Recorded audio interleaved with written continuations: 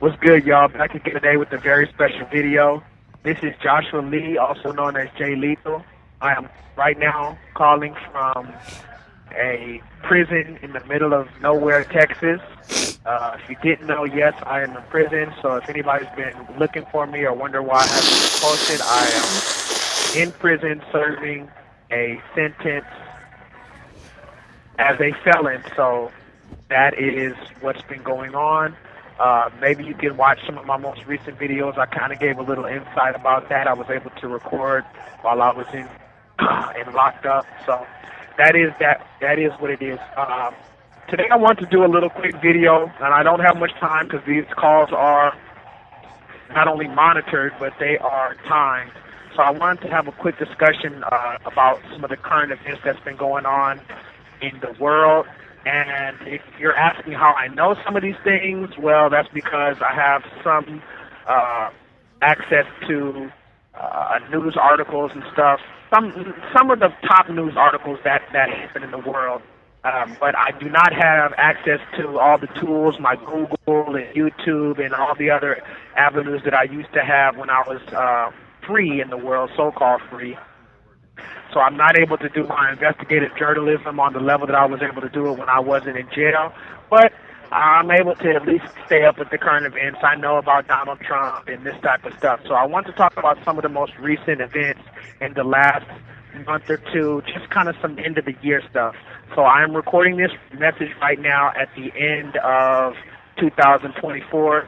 It's the last couple days of December. So we are going into 2025.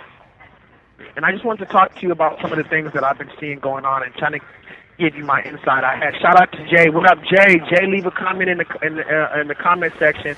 Also, I just want to let you guys know just before I give them a little message. If you want to contact me, I set up a email so where you can send messages, letters, long paragraphs, whatever, and I will get back to you. And the email is messagelethal777, MESSAGE.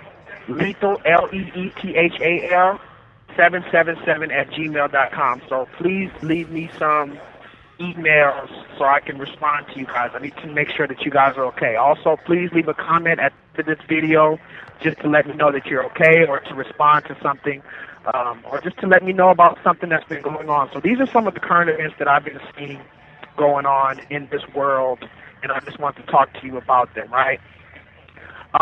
And this is in no order. I've just been kind of seeing some stuff go on, and I thought I'd tell you my opinion on it. Because Jay left me an email. He said, "Man, a lot of stuff's been going on, and I wanted to know your opinion on it. But these dudes on YouTube, they not about it." So shout out to everybody who misses me, because these niggas on YouTube can't hold it down like your boy. You know what I'm saying? But anyway.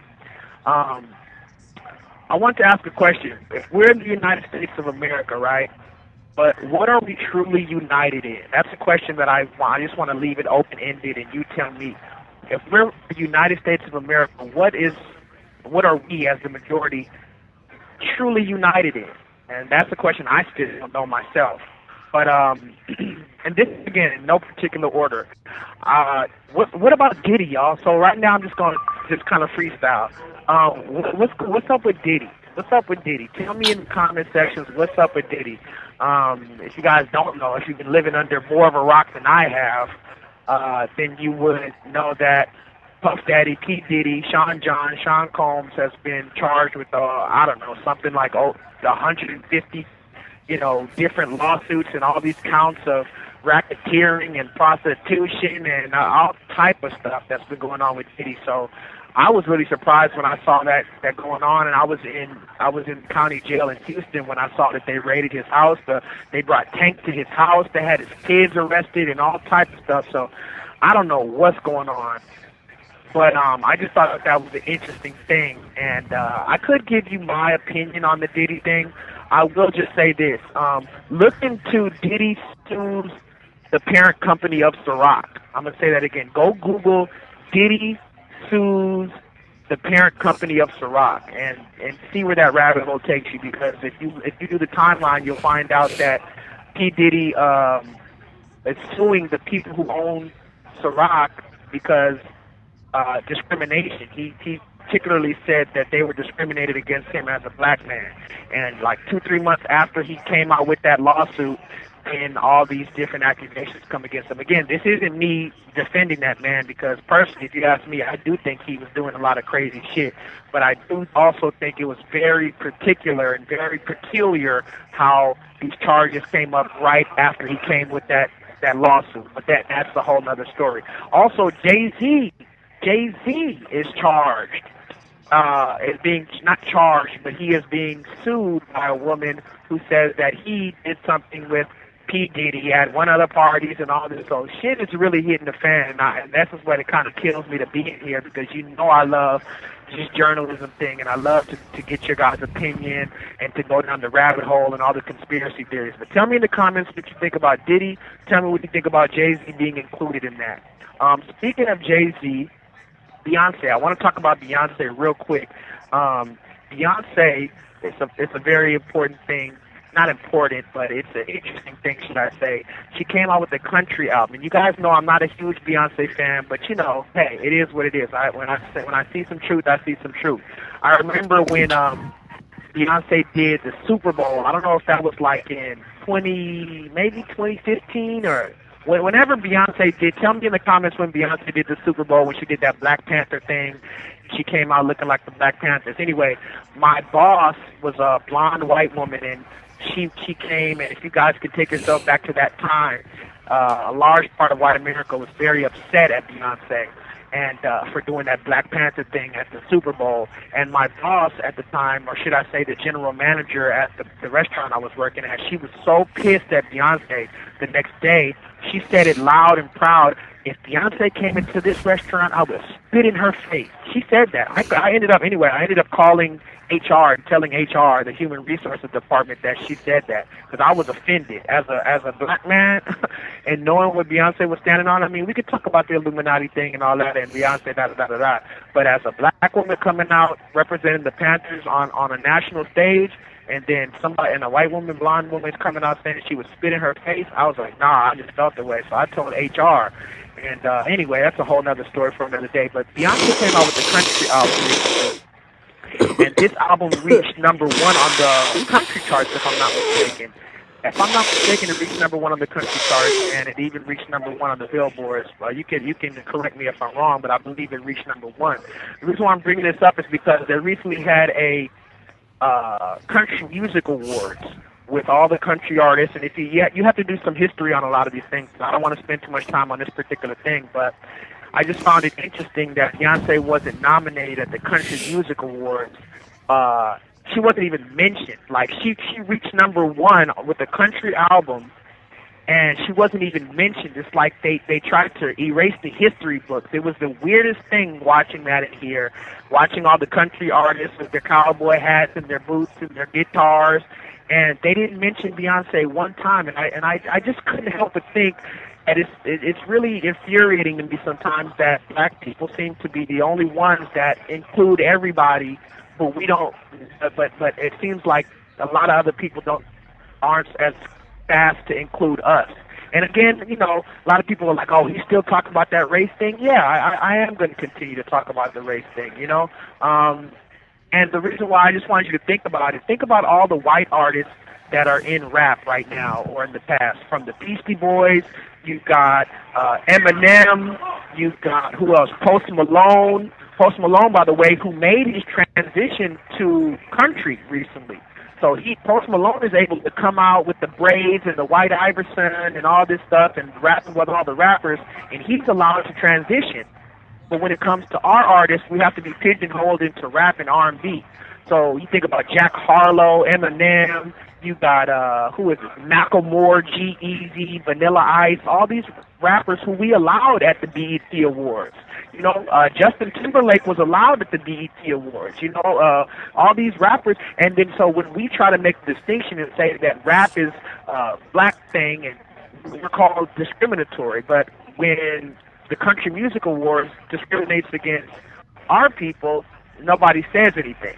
And it's just a funny thing to me. And I don't speak about Lil Nas X, but I could go down the Lil Nas X route on how Lil Nas X, this black man that came out with a country song before he started tripping out.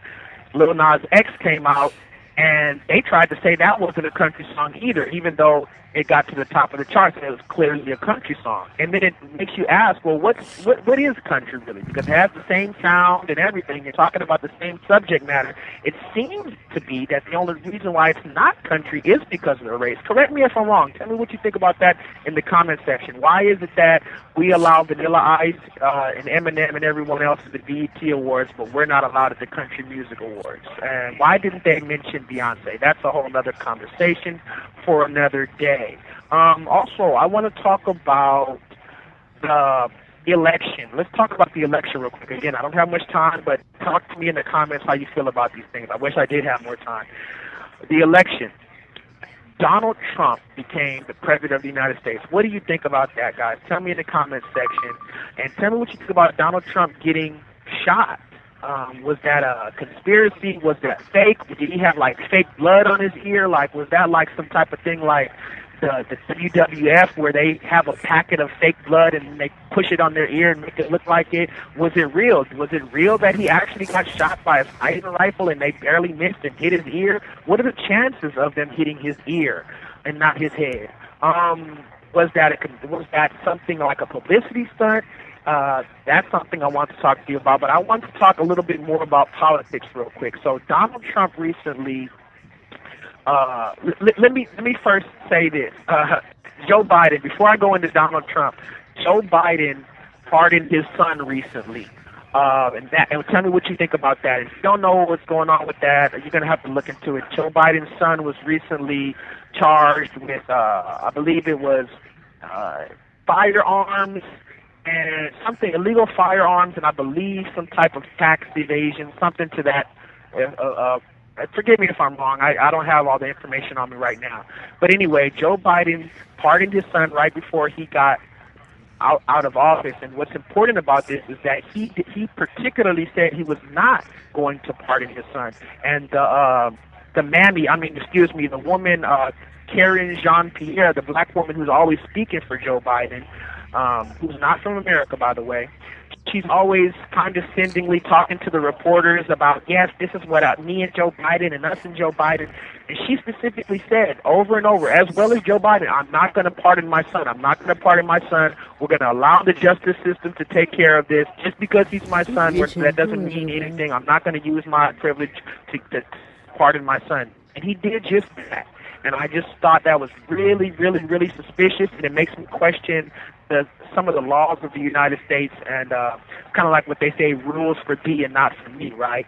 You know, if we truly believe in this justice system and it's justice for all, that means it should be justice for all. And that means that there shouldn't be some people who have to deal with consequences while other people don't. And I just thought that was really, really, really interesting how he pardoned his son. And not only did he pardon him for those charges, those recent charges, but he said, anything my son's done in the past 10 years, from 2014, anything he's done at all, I'm going to pardon him.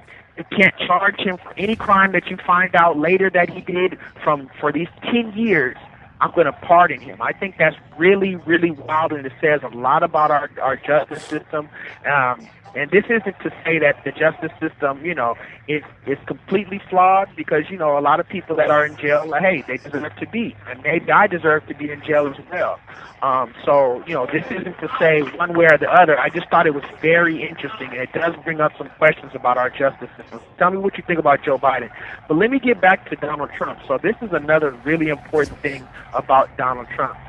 First of all, we might be at war any second, so tell me what you think about that. But the Bible does say that there will be wars and rumors of wars at the end when Christ is going to return.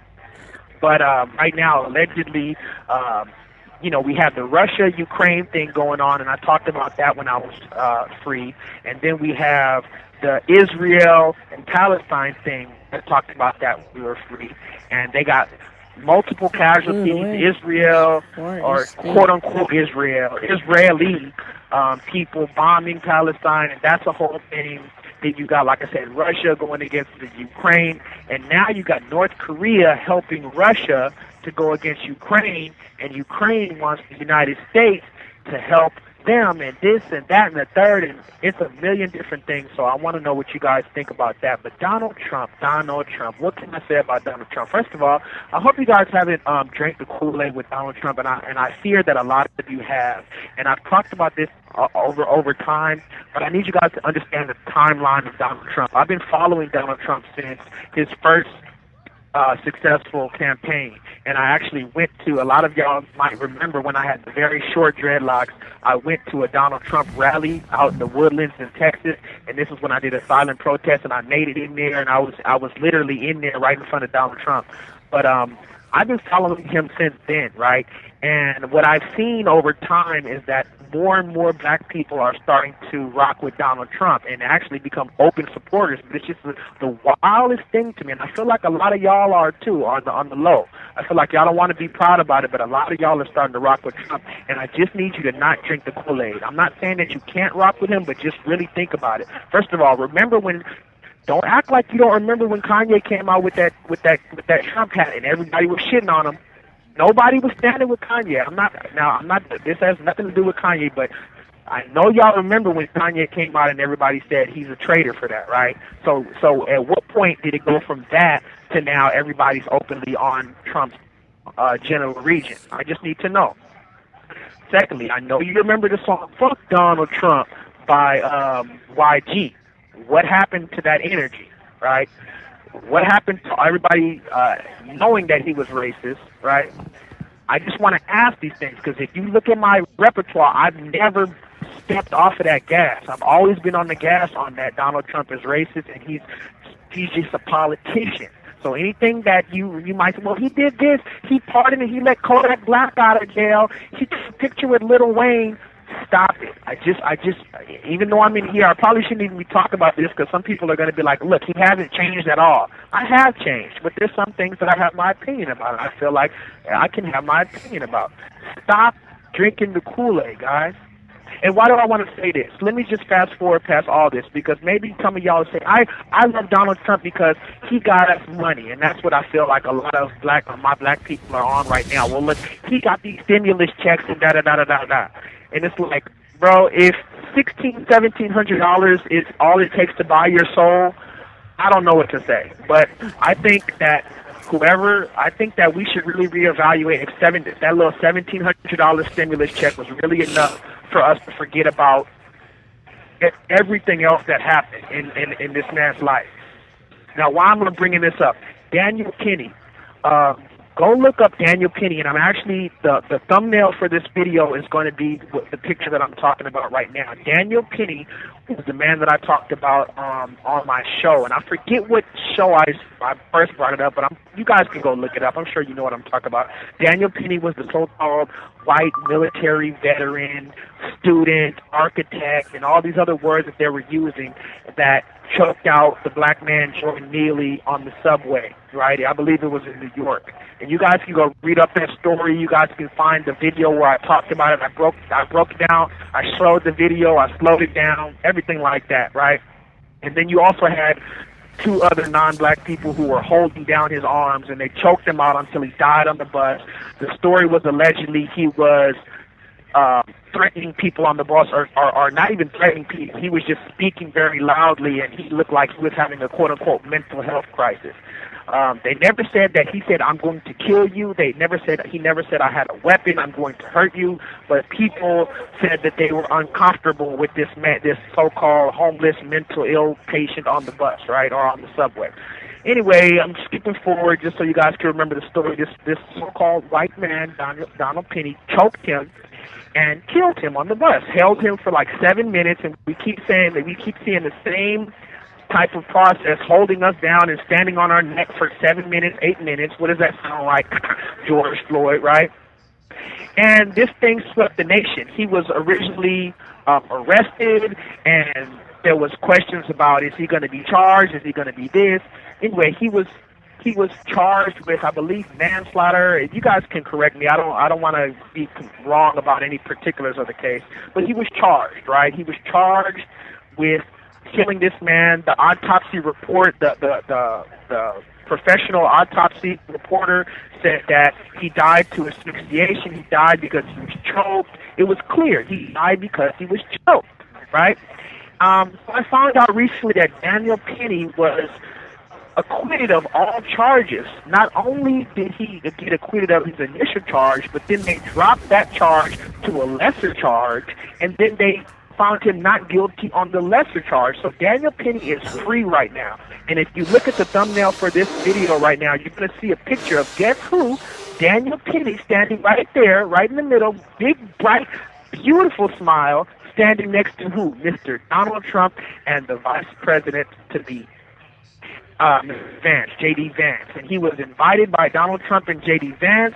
They said that he's a hero. They said that he's a patriot. And they said that, you know, the people were trying to ruin his life. And when you read the stories about Daniel Penny, you'll notice one particular thing. What do they always say? Daniel Penny was an architect. He was a student for architecture, and he was a military veteran and a patriot and an outstanding citizen. These are the words that they use to describe someone that they're trying to turn into a saint, and they're trying to psychologically keep. First of all, they're trying to psychologically keep us distracted, and they're trying to keep us at war with each other. But these are the type of subtle psychological nuances that they give so that, oh, this guy's innocent. And I wanted to speak about this. And I thought to myself, should I?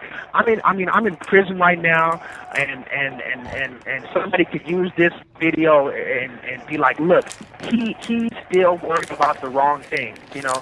But I feel like I can think about a lot of things at one time, and I feel like it's important for people to speak the truth. And there's very rare amount of people that's just going to speak these truths how it is, especially journalists that actually have been following the story and can break it down like this. So I felt it was necessary for me to bring this up, especially since we're talking about end of the year current events. Why, I'm going to ask you guys in the comments, why did Donald Trump and the incoming vice president purposely go out of their way to invite Daniel Penny to this football game? If you don't know where this picture is from, Donald Trump administration went out of their way to reach out to Daniel Penny and invite him to a recent college football game between the Army and the Navy.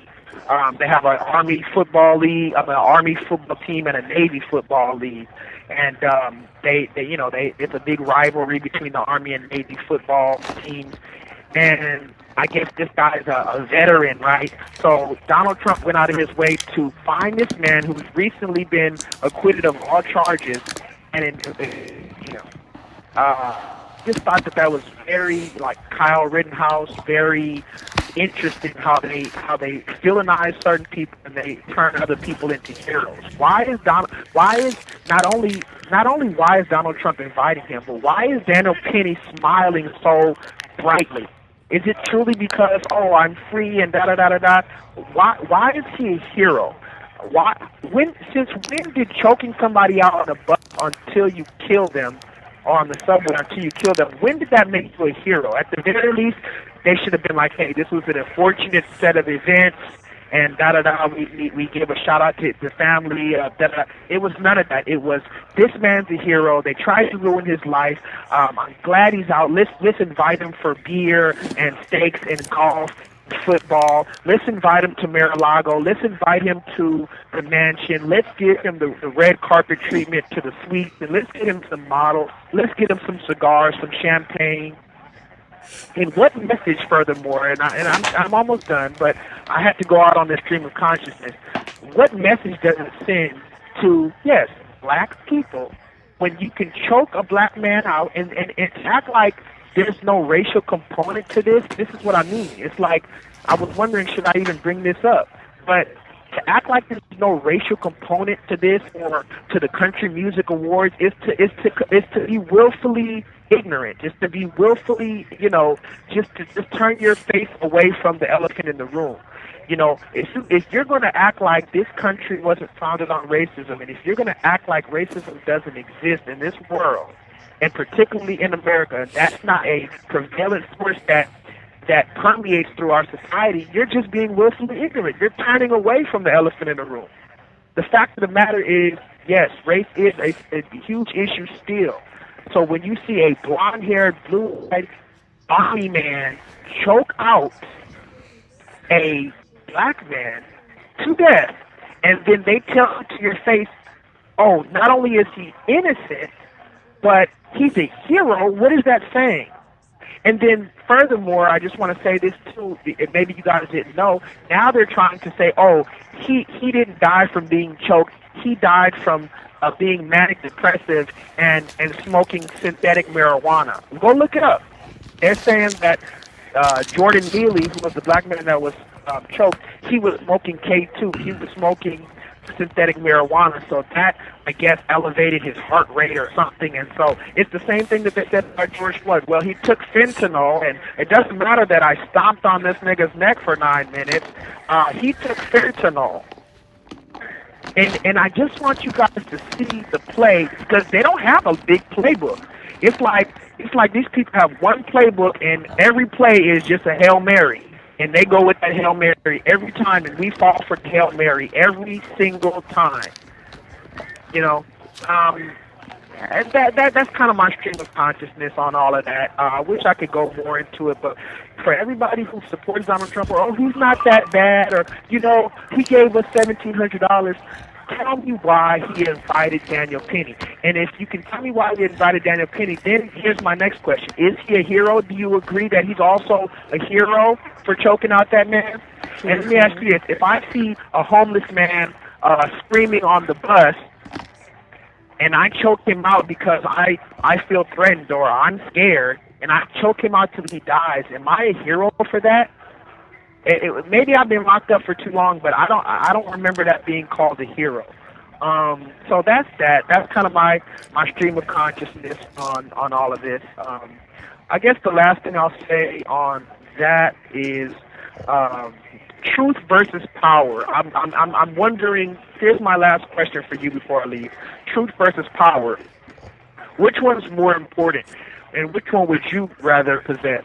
Truth or power? And what if those things are sometimes opposing? What if one person has the truth but doesn't have any power to display that truth, or doesn't have any power to promote that truth, or doesn't have any power to market that truth? And what about somebody who has power but is a liar and is promoting an expensive lie? Which one is more powerful? I know we want to say, well, I'd rather be the one that tells the truth, but I mean, if the person who's telling a lie has the power to disseminate that lie and put that lie on a billboard, wouldn't you say that that's more impactful? Because the fact of the matter is, the truth, it's like this group that's called the Poor Righteous Teachers. And it's usually that. The ones who's usually righteous and a teacher is usually poor. And the one who's spreading the lie has all the type of backing. They got all the lobbying and everything else. So I sometimes ask myself, is it, should I continue on this path that I'm on, of being this so-called teacher or whatever you want to call it, or so-called journalist, or standing on this business? Should I? Because, look, I'm in prison right now. I'm homeless right now. I don't got too much support right now. I'm being called mentally ill. I got some quote-unquote family members who I found out are telling the jail that I'm mentally ill, all because I'm standing on this business. So I just was wondering, what's more important, the truth or having power? Right now in Australia, they're trying to find out, well, should we ban social media for children under 16? Also in Russia. You have 1 minute left. Oh, well, I got 1 minute left. You heard the lady. In Russia, right now, they're saying that the LGBT is an extremist organization. So different parts of the world have different laws. How are we 100% sure that the laws in America are the ones that are the closest to God's laws? That's the question I have for you. But anyway, the lady said I got 30 minutes left. I'm still holding it down. I probably won't talk to you again for another 2-3 months. But I'm going to try to check in at least every 3 months to let you guys know I'm okay. Message me at messagelethal777@gmail.com. If you would like to support me for when I get out, my Cash App is $LethalMan1. I love you. It's a beautiful time to be alive. Leave me a comment. And, hey, holla at your boy.